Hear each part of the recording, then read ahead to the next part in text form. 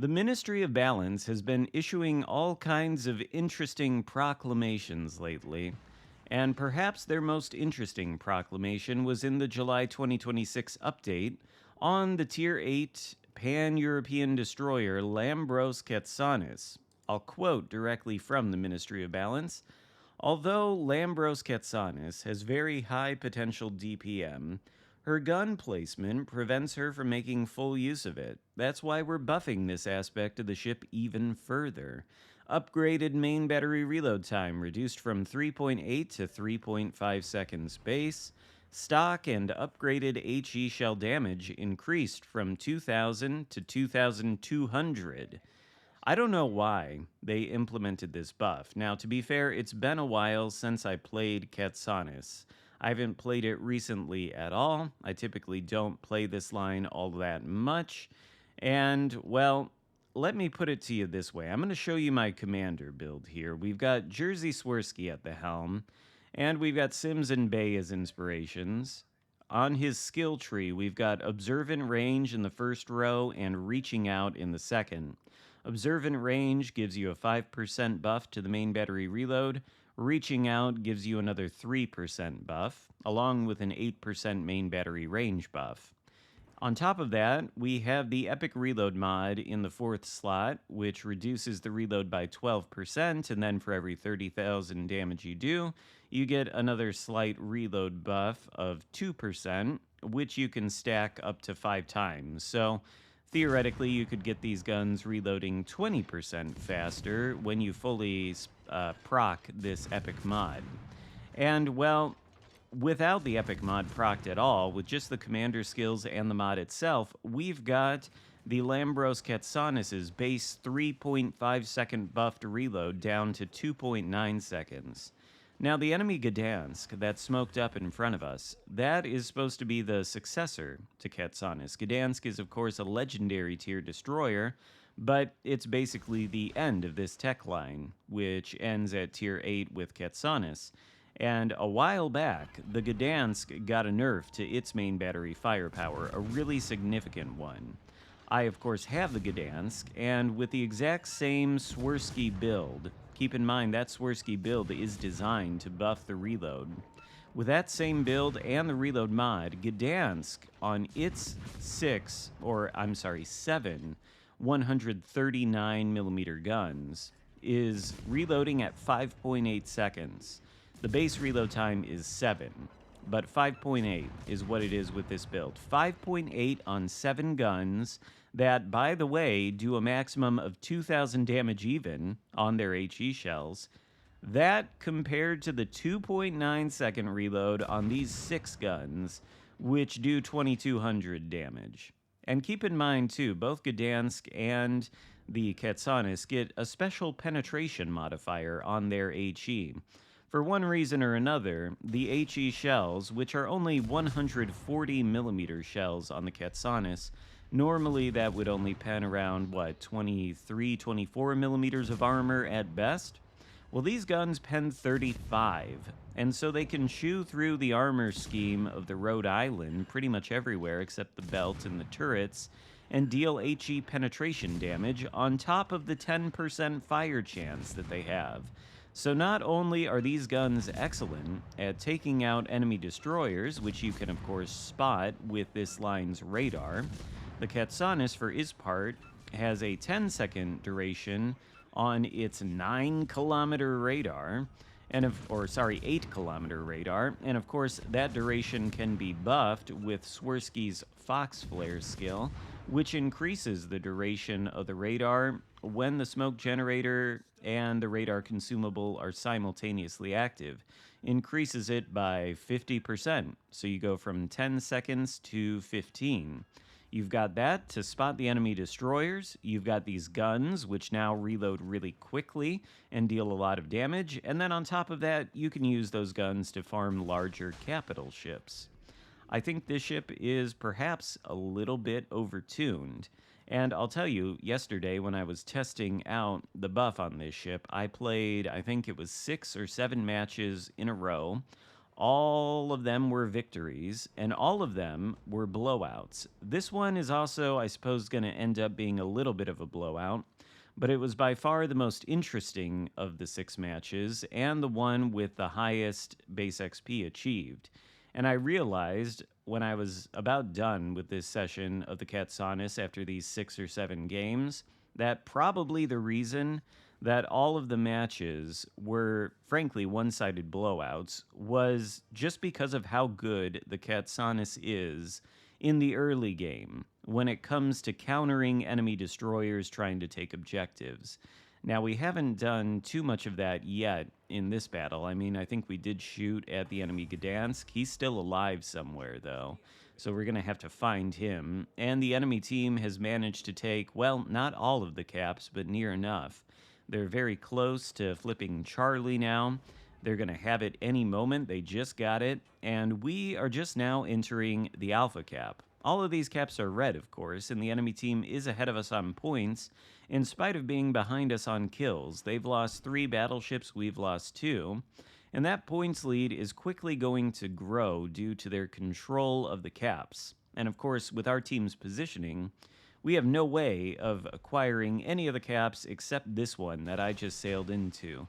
So we're going to try to take it. Hopefully Worcester won't radar us. He can see the cap turning red from his perspective, I'm sure, but no radar ever comes from him. Here is the Gdansk, though. He's going to smoke up, try to get away from us with his radar. Not going to work. And in the time it takes him to fire 2 salvos, we fire 3. We take him down as our first kill of the game. Really, he stands no chance. And you might be thinking to yourself, well, this wasn't really a fair fight. You have a lot of assistance behind you.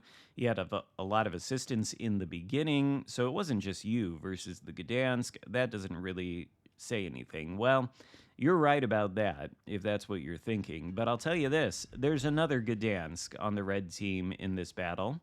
And you might be thinking to yourself, well, this is going to turn into a really huge one-sided blowout, right? The blue team's only lost 2 ships.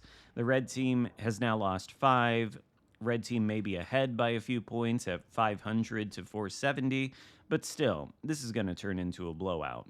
Well, my entire team is all in one side of the map.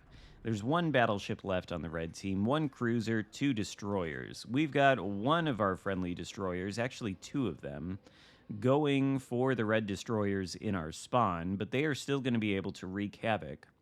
And if you've played World of Warships Legends long enough, you know that the tide can turn very quickly in situations like this, especially when the enemy team is spread out all across or all around your remaining team, and your team is packed in one side of the map. We've got that HMS Incomparable over there in the A5, A6 grid square.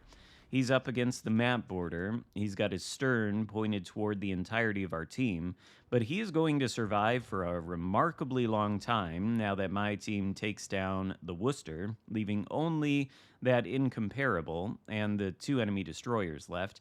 He is going to survive for an incredibly long time in that position, and he's got 2, maybe even 3 battleships on our side pushing into him, some of whom are on low health.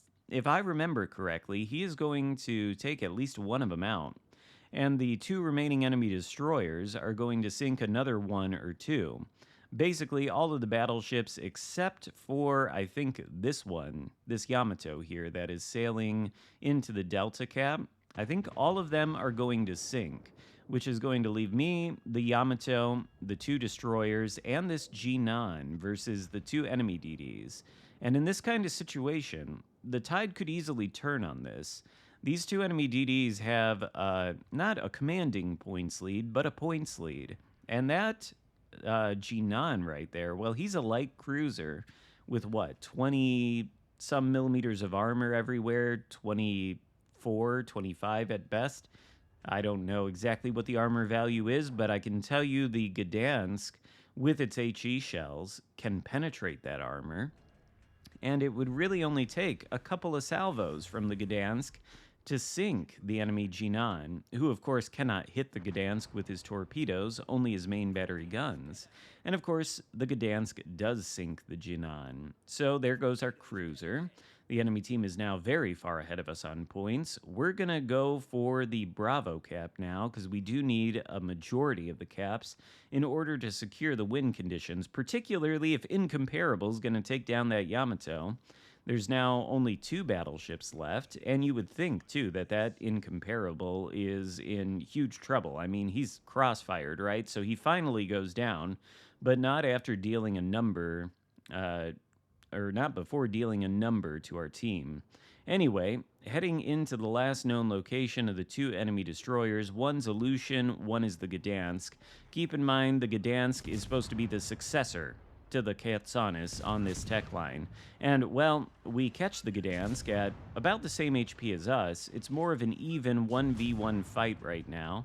And despite our aim being a little bit off and consistently missing some salvos that the Gdansk is dodging, well, you can see how many salvos we're able to send down range compared to the Gdansk. I think he shot at us once and apparently decided better of it. Well, we're going to catch him with the 8-kilometer radar before he escapes and continue to lay down this DPM. We are, of course, missing. We're going to extend the radar range a little bit.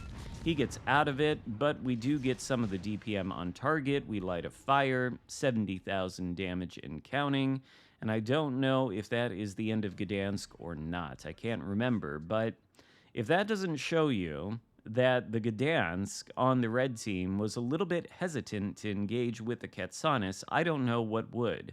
And of course, why wouldn't he be hesitant? He's got one more main battery gun than we do, but he's got nearly a 6-second reload, and his guns do less damage than ours do. I think this thing, at least in terms of main battery firepower, I don't see how you can't say it is obviously better than the Gdansk after this buff. It so clearly is. I really don't understand the purpose of this buff. But anyway, you can see the situation here is one that the red team could theoretically win. They've just got to sink me, and, well, they've got to probably sink our friendly destroyer as well. They're so far ahead on points that I think they could win with all of the capture circles their team has managed to get. But the Lucian gets himself caught by the battleship radar. Must be a Rhode Island over there, I don't know. Lucian is also a pretty good gunboat for his part. He stands absolutely no chance. You can see what happens with this damage when you can get all of the stuff on target. And there's Gdansk after just taking down the Lucian. So, of course, this one's going to be a double strike to end the game with 4 kills. Could have been a Kraken if we had just gotten a little bit of damage on some other ship, I suppose. 4 kills, not a tremendous amount of damage when all is said and done. 81,942, 3,200 base XP, which should just go to show you how much battle impact this ship can have. This has got to be one of the best Tier 8 destroyers in the whole game. After this buff, I really don't know what they're thinking. But I mean, if you want a solid Tier 8 destroyer that is going to give you a really good chance at winning practically every match you play if things go right, I don't know where you'd go except for Katsonis. Hope you enjoyed this video. If so, give it a thumbs up, consider subscribing if you haven't already, and I'll see you next time. Goodbye.